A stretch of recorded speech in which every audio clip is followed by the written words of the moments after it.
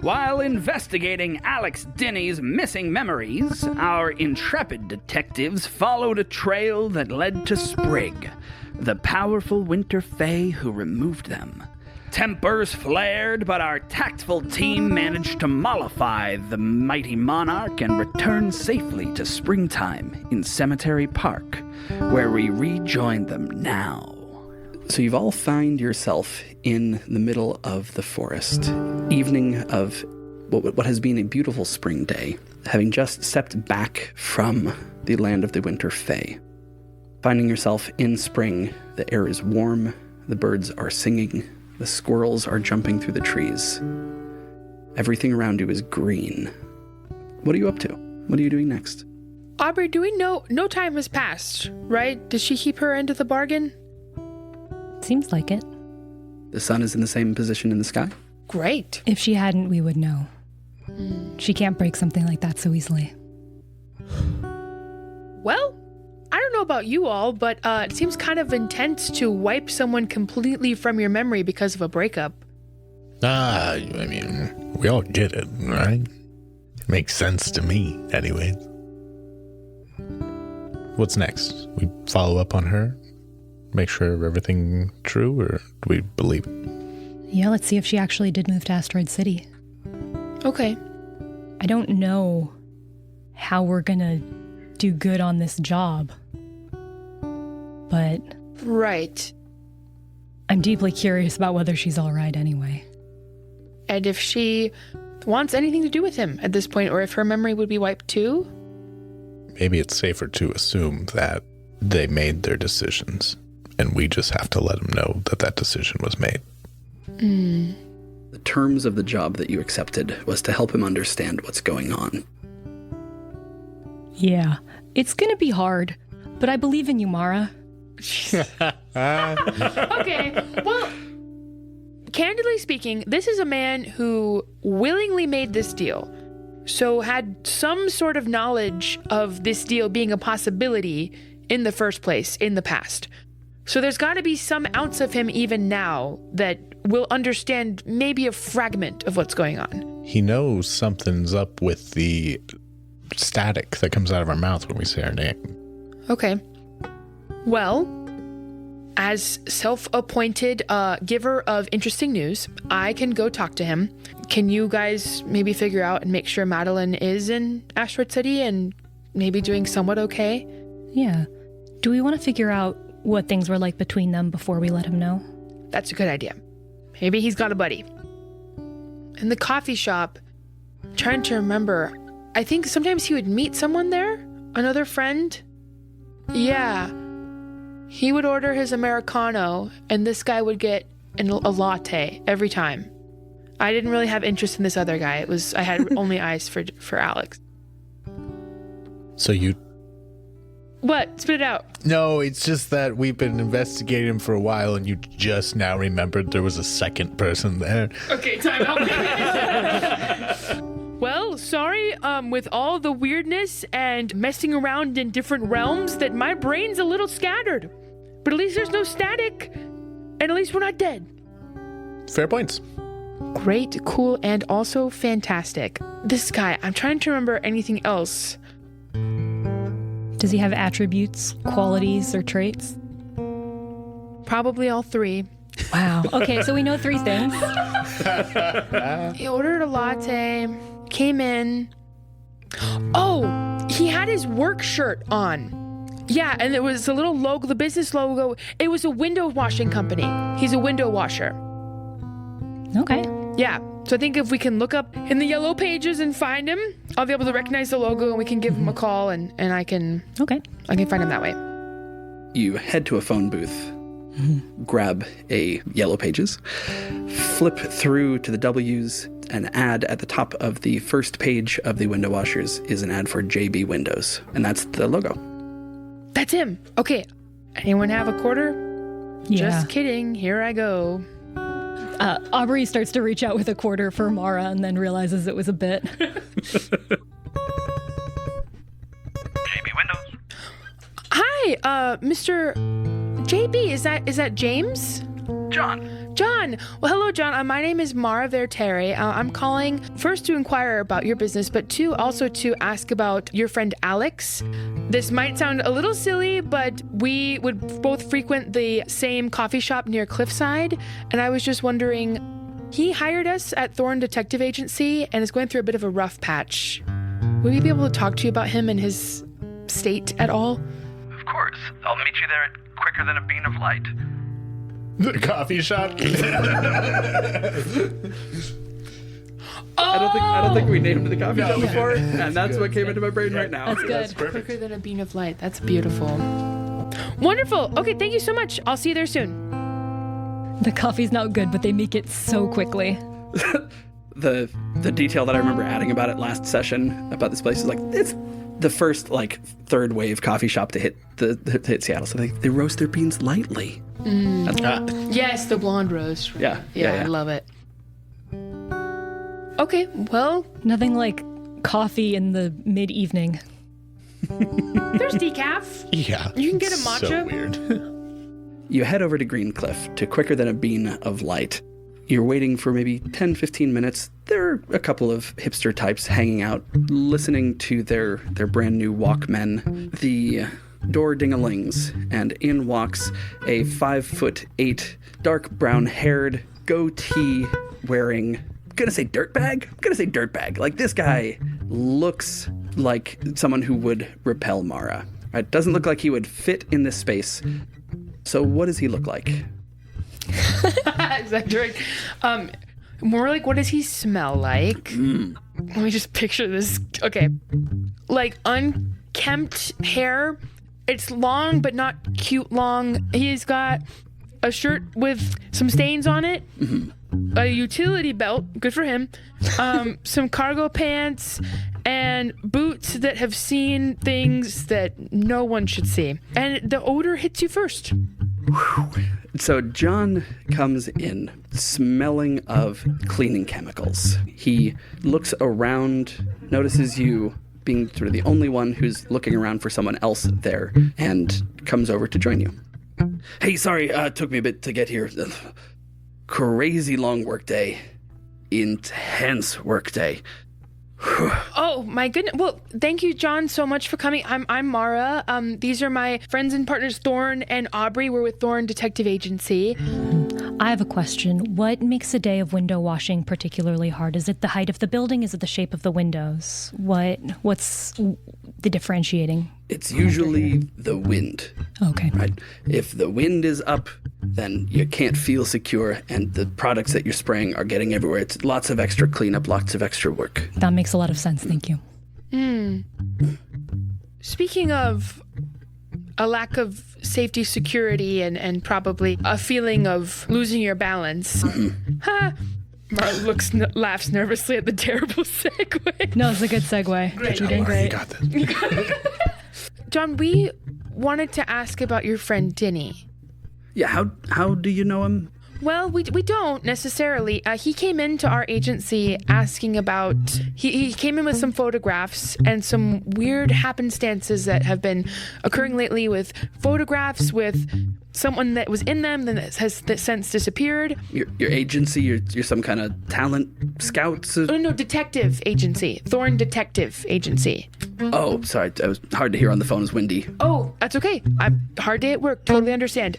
So detective. So people will come with different inquiries and mysteries, missing persons cases, smaller issues, larger issues. We're very capable. Yeah, he's been noticing strange things happening in his life, and we're wondering if some of it is maybe a reaction of his to anything going on in his personal life, relationships, things like that. Like a known allergen, you know? He came to you for help. He did, very genuinely, not having any clue what was going on, although we now have reason to believe it could be in relation to a recent divorce involving someone named Madeline. Yeah, I mean, he took the divorce super hard. Really? Yeah. I mean, he was... Man, I have never met a man so invested in making his relationship work, right? He was going out to Asteroid City to be with her. I She was not reciprocating, right? He was doing his best. Okay. Even saw, what do you call it, a head shrinker, psychotherapist. Psychiatrist? I don't know. One of them. He was doing his level best to make it work. And when it didn't, he took it hard. But, I mean, he asked me not to talk about her, you know. It's just wanted to move on completely. And so, you know, ever since the New Year's, I just never talked to him about it. Do you talk to him about other stuff? Of course, for butts, yeah. Okay. What happened on New Year's?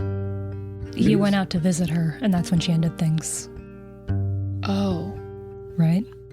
New Year's is when the paper's finalized. Oh, I see. He was out there last summer a couple of times, and he kept thinking she was going to come back, or she was going to take him back. Yeah. Papers showed up. He signed them right away. We had a hell of a night. But you don't want to hear about that. It's just, you know, you don't always get blotto when you're in your 30s, right? But we went pretty hard on New Year's. By the end of the night, we was making promises to each other. He's, you know, never going to mention her again, that sort of thing. Were you on good terms with her? Do you know if she's doing well? She's okay?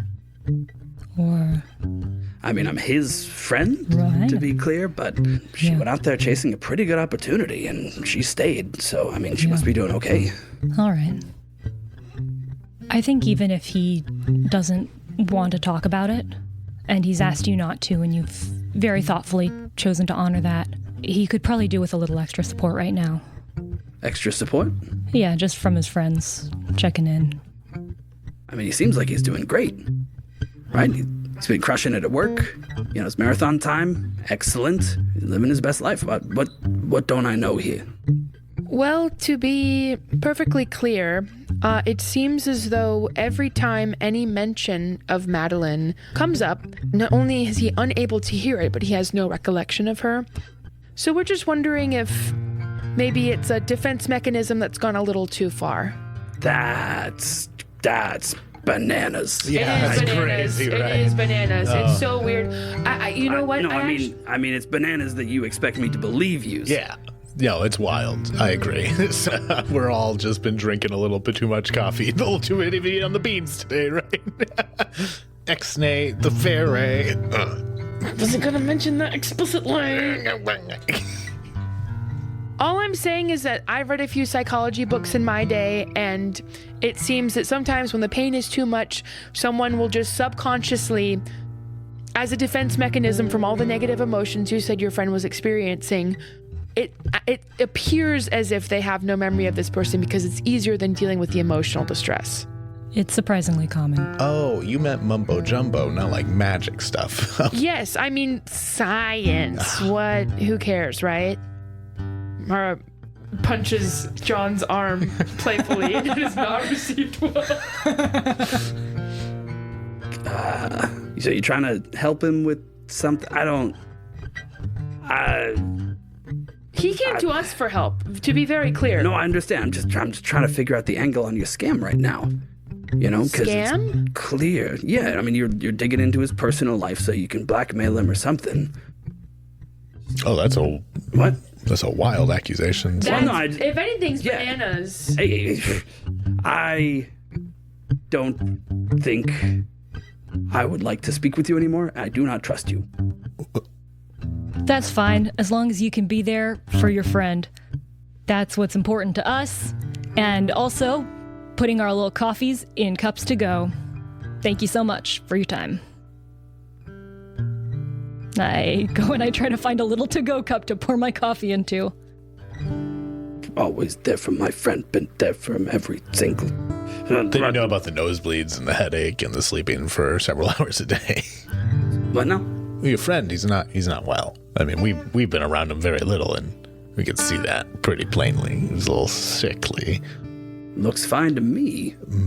All right, well, how often you guys bring up Madeline? How much you talk about his emotions? You have a lot of friends with men? No. I do. understand that it's uncomfortable. I really do. And I would like to add some charm to this right now. A little bit of charm, just seal this up a little bit. Why not? And just what I'm trying to do here is damage control. Also, Mara has never had someone who's in this direct opposition to her give her this much disrespect before, and she hates it. Hates it. So I would like to maybe soothe, try a softer touch, maybe a little bit of flattery, maybe swallow her ego flirtatious little bit to get him to smile and leave. All right. Yeah. So this is nothing on the spooky side, just verbal jujitsu. Just straight up hoping the charms of her being Regular good social skills. Yes, objectively attractive young woman will work on this man. Yeah. You're going to be rolling against 2 purple and 1 black. Oh, okay. Yeah, Aubrey, meanwhile, when someone doesn't believe what she's saying and is getting hostile, has just left the situation and is trying to take the little mugs and pour everyone's drinks into different to-go cups, and then realizes that she didn't label which one is which and is just fumbling around way on the other side of the coffee shop. Bum, bum, bum. Oh, yeah. That's the 3 successes, looks like. Success. Yeah, the threats and advantages All cancel out. So 3 successes. So, I would like to maybe put my hand on his shoulder and maybe on his goatee and just look at him and say, I know it can be really difficult. Look, I've been there for him through the good times. I've been there for him through the bad times. Okay. He asked me not to bring her up. I've done that. We still play squash almost every week. That's so sweet. Look, all I'm saying is you don't need to come in here and tell me how to be a friend to my friend, okay? Okay. I apologize that I spoke harshly to you. I believe that you are not scammers. I believe that you are just deluded, because the things that you are saying are, frankly, impossible. So, I bid you all a wonderful evening. Goodbye. God, I hate that guy. Men. It's so true. So I have 2 cups that we can take, and I put different combinations of our drinks into both of. That's what they had left. It's the end of the day. So you can each have a coffee and a half. I'm really regretting getting a matcha. Yeah, you've got matcha in my Americano. It's what they had left. Okay, well, thanks, Aubrey. So that was interesting. At least we didn't make a new enemy, but now I know to not say anything as thinly veiled as I think it may be to anyone, really. I think if you challenge someone's worldview too much, it's really easy for them to just turn against what they don't understand. And it's putting a lot of pressure on someone to expect them to get on board so quickly. Yeah. But it seems like he cares, and that's good. And I don't know if bringing up the name would do a lot of good right now, given what happened when we did it. Is there anything left we can do? Help him sell her stuff. Buy new furniture. Yeah, I think we figure out what we're going to say to him. What we can say to him that would help. Repaint his walls. Well, there's folks that specialize in those fields. You can have a garage sale and buy some paint. I just don't want to do too much damage and then have him keep coming back with the same issue. And or wander back in the fairy ring. Right. Is there any way we can destroy the portal, doorway? We shouldn't do that. I'm imagining that this conversation has sort of carried us in the car sort of towards into the office and then maybe into the next morning, and we're like standing in front of his house debating what we're going to say. You know we can't say something, so let that be enough. Move on. What do you mean? I'm just working through what we can say to him. Because how did he even... Aubrey, do you think he stumbled on the fairy ring purposefully or accidentally? I think it was probably by accident. It was on his running path. Okay, so this was not a premeditated thing that he knew about the possibility of this I mean, happening. he might have, but... all of that's probably You gone might now. not anymore. Yeah. Okay. Just explain he made a choice. And these are the consequences. Well, wait a minute. There's a lot of these movies about amnesia, right? An amnesia movie? An amnesia movie song? Like, I'm trying to remember back, and there have been a lot recently. It's a pretty common plot point. You know?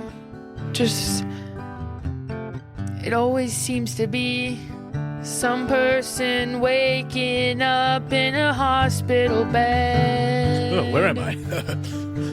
They've got some bandages wrapped around their head. Oh, this headache. They look at someone they once knew and say, "Who are you?" My phone background?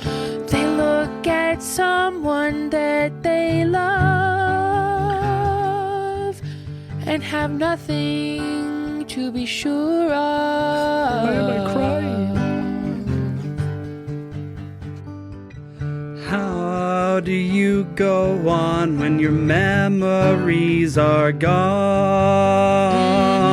How do you go on when your memories are gone? How do you go on when your memories are gone?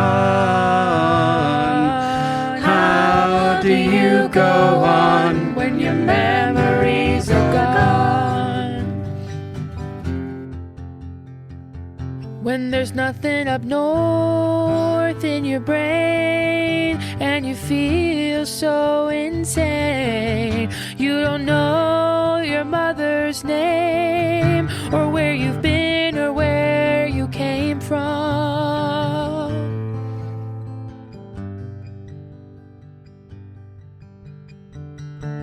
Maybe the reference to a popular film would be the way to encourage and get through to him.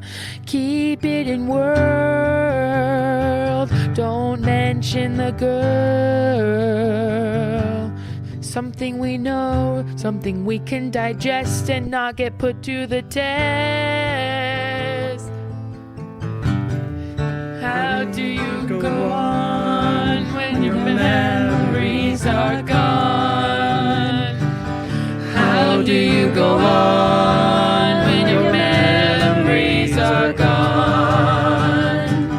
How do you go on when your memories are gone? How do you go on?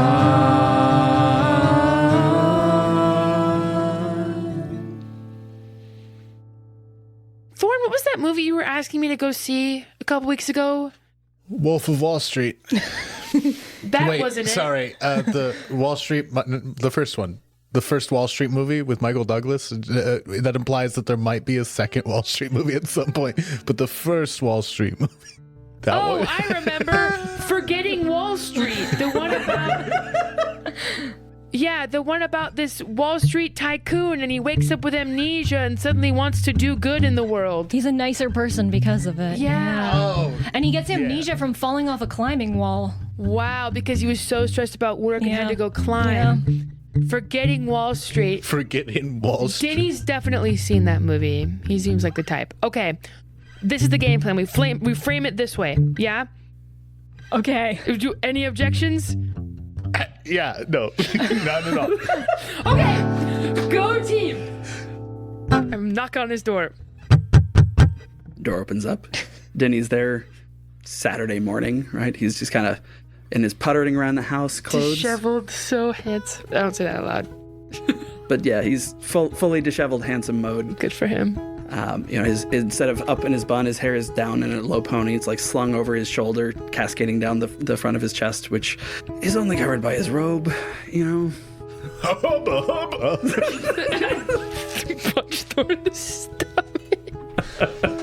Hey, good morning, Denny. Good morning to you.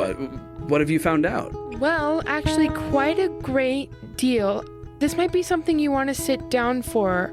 I know we're a little early, Can we come in, or are you okay? We change talking. Excuse me, of course. Please come in. Oh, thank you. Okay. I have some to-go coffees from Faster Than the Bean of Light. And I give her Mara's order to her, and then also give Dinny's order to Mara to give to him. I grab the two of these and sit down. And then I give Thorn's order to Mara to give to Thorn. Balancing the coffee. It passes in front of me, so like it's more work to have passed it to. Yeah, it's not efficient. I kind of get it to him, and we come sit, and I put it on the glass countertop, like the table. Yeah. He picks up his coffee, takes a sip, says, "This is my order exactly." What? Is this from quicker? Quicker than the beam of light. Yes. I thought you looked familiar. Mars blush. You go there all the time? This was kind of intuitive. You seemed like an Americano kind of guy, and I'm an Americano kind of gal. Yes, I do go there. Wild. Why? Absolutely wild. What a small town this is. It is. It's teeny tiny. Anyway, Thank you for the coffee. of course. Speaking of how wild things can be, Things can be so wild and bananas, right? Denny, have you seen the movie Forgetting Wall Street? With Michael Douglas? Yeah. No, of course. I saw it in the theaters last year. Mm-hmm. That's what made me want to start climbing. Wow. They just made it look so cool. Yeah. Yeah. The arc of that movie is really interesting. I think the plot point and kind of the fact that amnesia is a very real medical phenomenon, too. and also sort of that while he suffered a terrible fall from climbing, that the amnesia that resulted from it eventually allowed him to maybe move on and become like a happier person with a more balanced life. And get really good at running. I'm climbing. He saved so many penguins. So many. Denny, we're trying That to... was an unexpected twist in that movie. I did not expect that amount of character growth. Michael Douglas doesn't always do character growth. No, he starts out so scummy. Well, Denny, there's no easy way to say this, but we feel that you may be on a similar kind of Michael Douglas in Forgetting Wall Street journey. We think you may have been forgetting Wall Streeted. You're like Jason Segel in that one movie. Who? He's a baby. Exactly. Just with certain things that we've been able to pin together with your permission, kind of looking around, and we think that you may have suffered a similar experience of amnesia or loss of memory relating to certain things. Have you ever, when you're on your run in the woods, have you ever lost time? No, my pace pretty much gets faster and faster the more I run. Is that what you mean? Like I get slower as I run? I lost time? No, like your pace would be the same, but maybe more time. Like it was later than you expected. Like maybe the math just didn't math. And you see him sort of searching his memories. He squints a little bit. It's like he starts to say something and then shakes his head, dismissing it. Yeah. No, I don't think so. Well, whatever it would probably be a trauma to the head or an injury or something along the lines that would have caused it, and that resulted in that circumstance or that occurrence would have been erased from your memory as well. Super quick timeout. Do we know? Well, I guess table talk. Do we know the Fae's name? Or what we were calling them? Sprig. Sprig is the name we had. Yeah. I think that's a tool in our belt to use here. Don't want to. Well, I just don't think I don't think he remembers. Like I don't know what we have to gain from pushing him on it. But Oh, sorry, Aubrey, there's a sprig of like leaves in your boot. Let me grab that for you. As you say, Sprig, his head snaps towards Mara. What did you say? Oh, there was just something in Aubrey's boot. I didn't want it to get on your carpets. I'm a gardener. There's a lot of sprigs in my boots. Interesting. Yeah, you can see that the name is doing something to him, right? Is it in a way that he understands or not? It's that it grabbed his attention in a way that an innocuous word should not have. It's not, right, it's not causing him pain, it's not causing him distress. It's just every time he hears that word, his attention is directed towards whoever said it.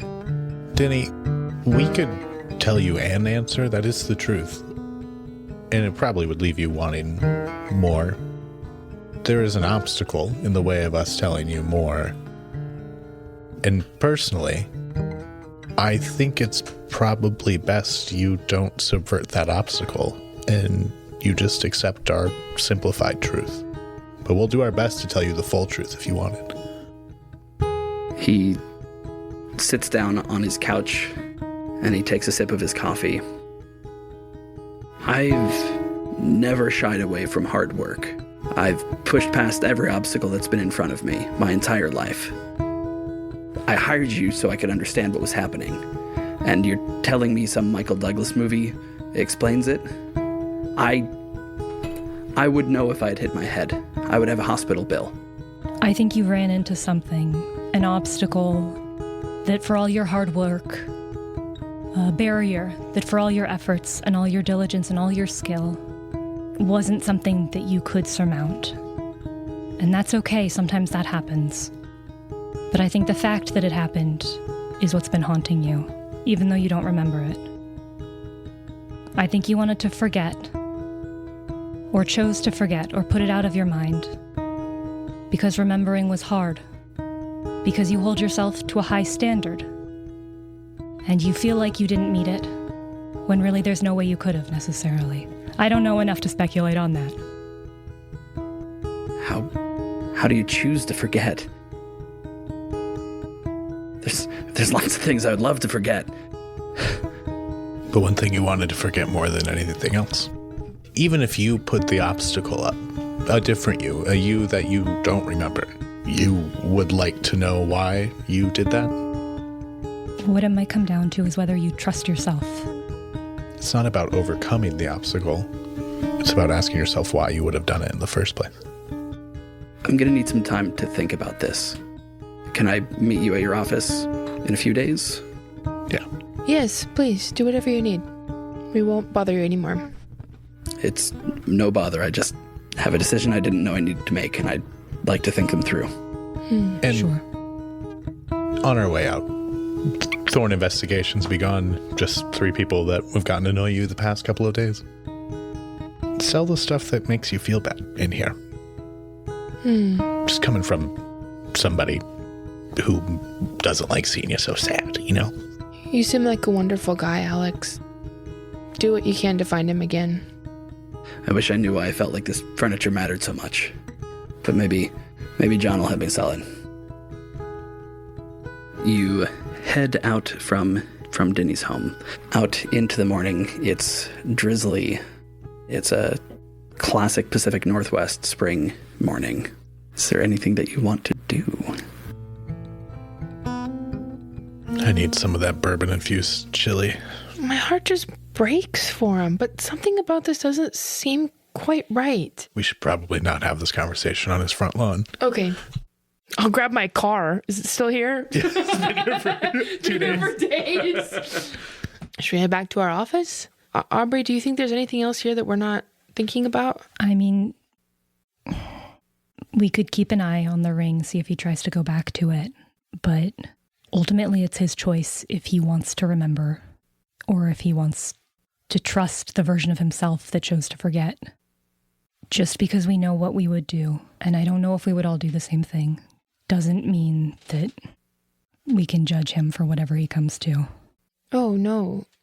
Of course not. He just said he had a choice to make. Yeah, that's why I think we should keep eyes on the ring, Yeah. just in case. I mean, choice could be just as simple as trusting himself or ripping the scab off. Yeah. Okay. But we may have activated some memories with the Sprig comments. Yeah, that didn't send me into like internal damnation, did it? No. Mentioning that name? Okay, cool. Straight to hell. So I guess short answer, no. To the pavili? Get some chili? You get some chili at the pavilion. A few days pass. Do we get the mail from Poppy? Yeah. A few days pass. A manila envelope arrives in the mail, including some photos from the event. This was an event at Bracco Tower, up in the greenhouse space at the top of the tower. So cool. Would Mara have ever been up in that tower, probably for a fundraiser? Yes, definitely. Yeah. Actually, would either of you have ever been up in the top of Bracco Tower? Probably not, but I've definitely read about it and looked at photos in the newspaper. And asked Mara all about it. I've probably done contracting work for the Braccos, but maybe not Poppy directly. So, yeah, we'll say yeah. Been here, run an investigation at a party once or something. Then you see a familiar space with photographs being taken by someone who is good at capturing intimate, candid moments. You see Alex dancing with his wife. You see the two of them sitting at a table together.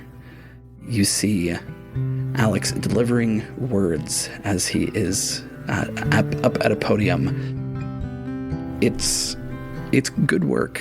Really lovely photos. Was there a particular detail you were hoping to find? Alex dancing with his wife.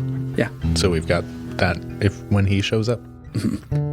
So you have that. You have the photo that she took that you had developed at the drugstore. That was of the two of them in a mirror. How are they looking at each other in the photos? When they're dancing, they seem happy. In the other photo, it seems like he's distracted. Like she's facing the mirror, capturing the photo. He's looking off to his left, away from her. Is there anything else you'd like to do? Or would you like to skip forward in time till where Denny drops into your office? I have something I'd like to do. What's that? There was a windstorm in the yard of one of the houses where I worked, and it blew a tree over, and so I've been sort of cutting it down into firewood. And from doing some reading about some of the storm spirits, I know that one of the things that they do is that they collect firewood in order to keep warm. And so I want to take some of the split logs, and even though it's out of season, I want to try to mull a little bit of cider on the stove in my apartment and pour it into one of the to-go cups of coffee. I pour out the coffee first, don't worry. There's only one drink in this now. And take them to the fairy ring in the woods to see if it's still there. I don't know if I'm hoping that it's still there or that it's gone. I don't know what to expect.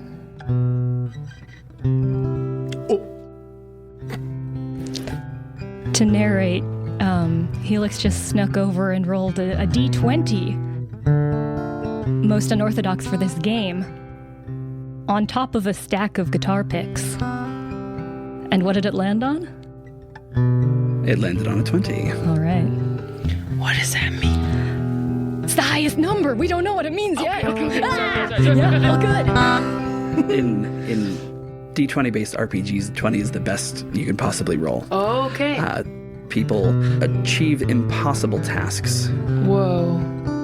You bring this firewood, carried, I imagine, bound up in twine, with a hot drink. You find a place where you believe the fairy ring should be, what feels like the center, and you set down the wood. You don't see any mushrooms. You don't see any flowers. Leaving the wood behind you, leaving the steaming mug, I imagine Aubrey taking a few steps away. Yeah. Can I actually sing something, maybe a cappella, at least to start? I I love you and I hate you. There's so many things I feel. I'd let magic ruin my life, 'cause it'd be proof that magic's real. But the reason I'm not ruined in the world nor in the wild is that part of me will always be a desperate child. You hear the song echoing through the wood. You hear it come back to you in harmony, with a voice that sounds sad and ancient and cold. I imagine Aubrey looking back over her shoulders, Many times. seeing the mug gone, seeing the wood gone, and seeing in its place a hatchet. Does it fit neatly in my hand? Its birch handle is oiled so smoothly and flares so perfectly that you know every time you swing it, it will land precisely where you mean it to. Would have made chopping this tree into firewood a lot easier. This is not a hatchet for cutting down trees, nor splitting logs. This is a hatchet for kindling. Its blade is thin. Its blade, for an axe, looks delicate. You can work with this. This is a hatchet made for starting fires. Aubrey takes the hatchet and starts walking out of the woods and stops partway and just sits down and sits there for a long time and keeps the handle in her hand. And then after some amount of time, because, you know, sometimes you lose time in the woods, she heads out. Thorn was there, is there also, but has been staking out like the back ring of cemetery so he would know if Dinny walks through. So as you're leaving, you probably run past Thorn. You've like staked out the whole thing. Yeah. Hello. Oh, you've been doing the stakeout. Yeah, sorry. Oh, so you staked out all of that. I mean, I didn't. I mean, I've been looking this way. I don't know what you're doing back there. I did check out the ring before, though, and looks like they moved on. In some ways. But they're very close. Still. I mean... I'm sorry, I said that in a haunted, like a sort of haunted child kind of way. I just mean they're not too far. Okay. I mean, nice to have an ally in the woods, I suppose. Yeah. He hasn't done anything, not even a run, last 2 days. Probably got a lot of thinking to do. Light's still on, though, so... How are you feeling about all this? Feel for him. At the end of the day. We all make dumb choices, and I think this is a dumb choice, but... How lucky. Lucky that he was able to forget? Lucky that he has a way to remember again? Sure. Yeah, all around. I go back and forth. Lucky to have that deletion. Lucky that he can undo it. Are you talking about yourself, too? I go back and forth. Yeah. Mostly looks like the lights are off, though, tonight. So, I think we can roll it on. You got the truck? Yeah. Has Mara been going back to quicker than a beam of light? No. Well, that's what she wants people to believe. Yes, she has. She's going in some desperate attempt to find a new coffee shop crush. And she's moved on from Americanos to just cappuccinos, perhaps. She's trying to cut back caffeine and maybe lead into the artistry a little bit more and try and seem more alluring and feminine and, you know, cool and not as over brooding. And she just wants to have a crush so bad. What is the new coffee order that captures Mara's new ambition?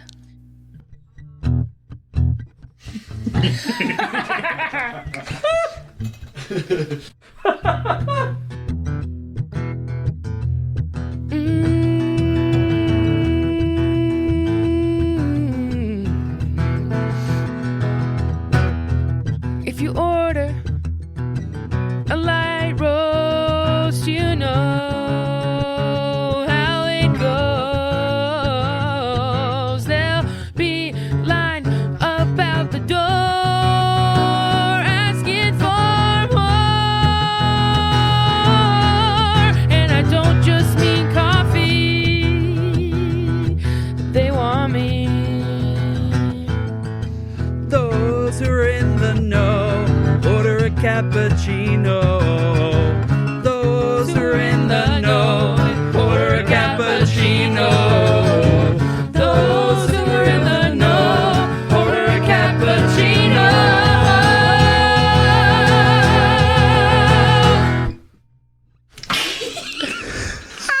And it's really cool and mysterious. I look like European, and so that's why I do it. So yeah, I'm there. I'm ordering my cappuccino, and I pronounce it so perfectly. I don't even stutter when I'm asking for it. Just hoping one day I'll be able to say, "Due cappuccino, por favore." As you're ordering this is Wednesday. Okay. The encounter at Denny's home. At Denny's home was on Saturday. Okay. Saturday morning. Wednesday, you order a cappuccino. When the coffee you own has equal parts liquid and foam cappuccino. And I tip. So here's the thing. You order it. The gal behind the counter, who is Pixie Dream Girl to a T, right? She is short, compact. Her hair is bright electric orange. Says, "Oh, I got you." Gives And it they to you were friends. Gives it to you on the house.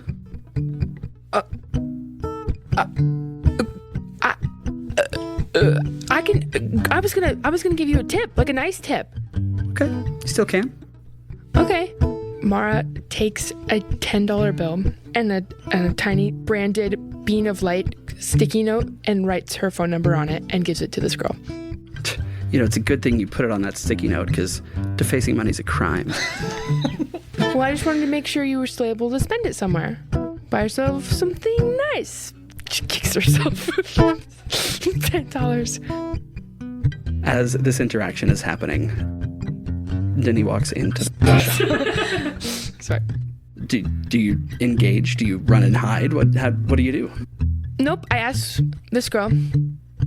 I've been coming in here a lot. Remind me your name.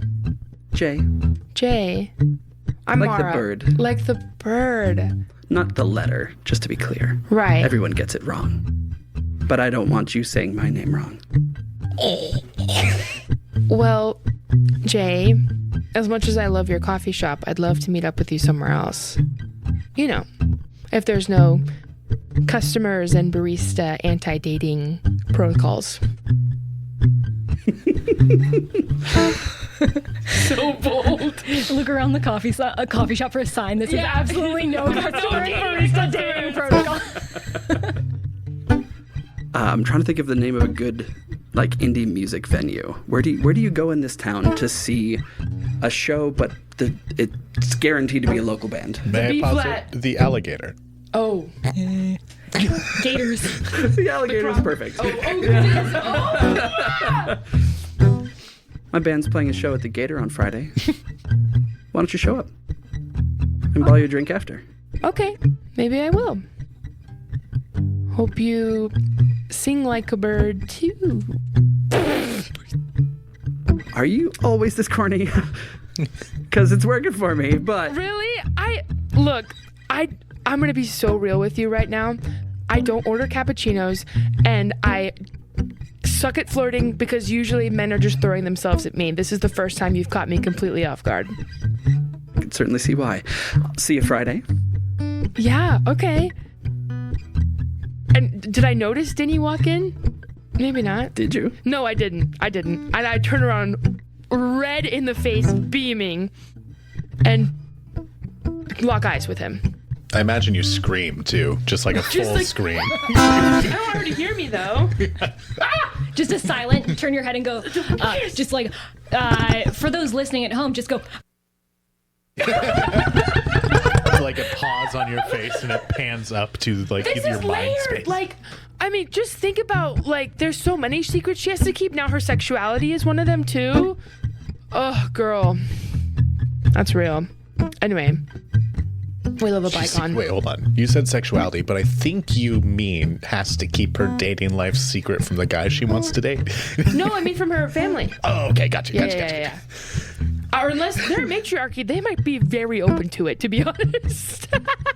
Anyway, we love a bicon. Oh my God. Denny, hi.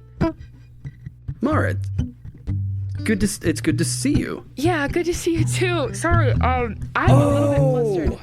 Right, yes, this obviously is where I remembered you from. Yes. Okay. Sorry. Yeah.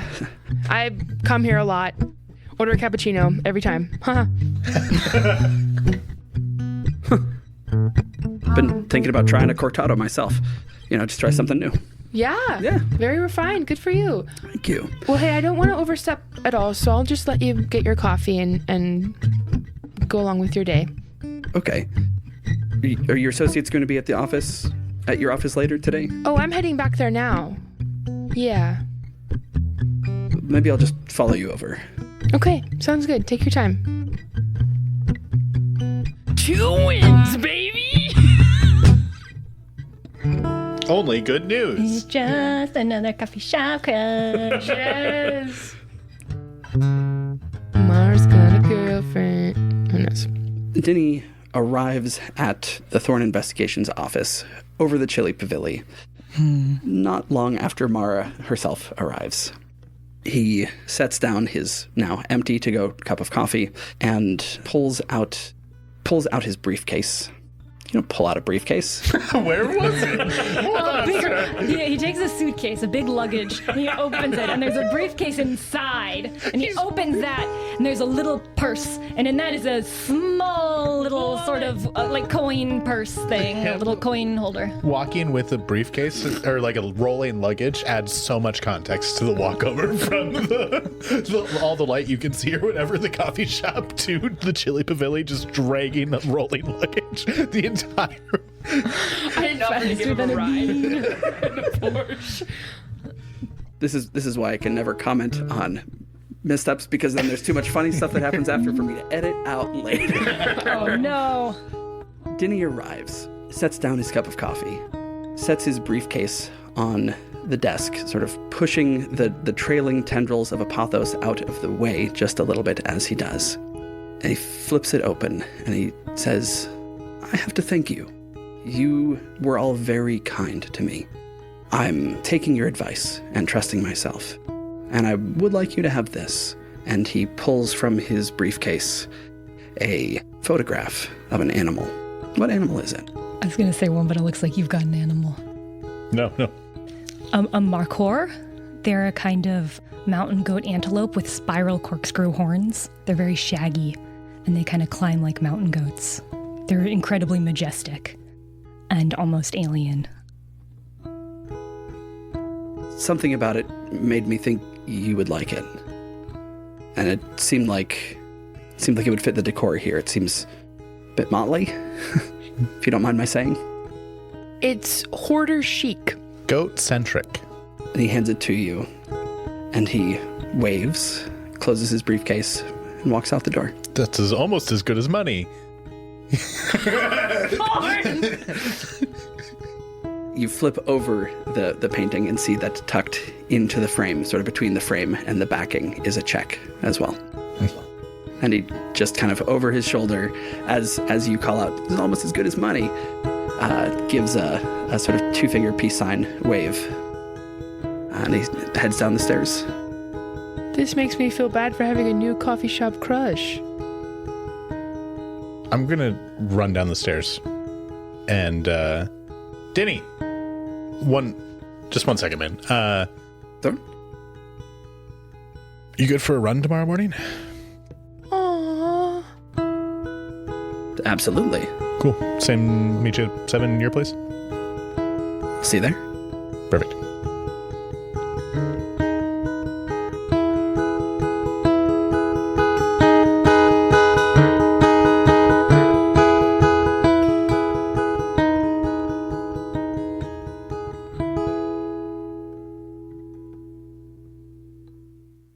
Thanks for joining us for this RPG Major Mystery. Telling these stories means a lot to us. If it means something to you, or if you just enjoy it, please help us out by leaving us a review on Apple Podcast or whatever platform lets you leave a review. And tell a friend, or all your friends. Or make a billboard with a QR code linked to our podcast feed. Mara Vertere is played by unrivaled vocalist Lauren Drake.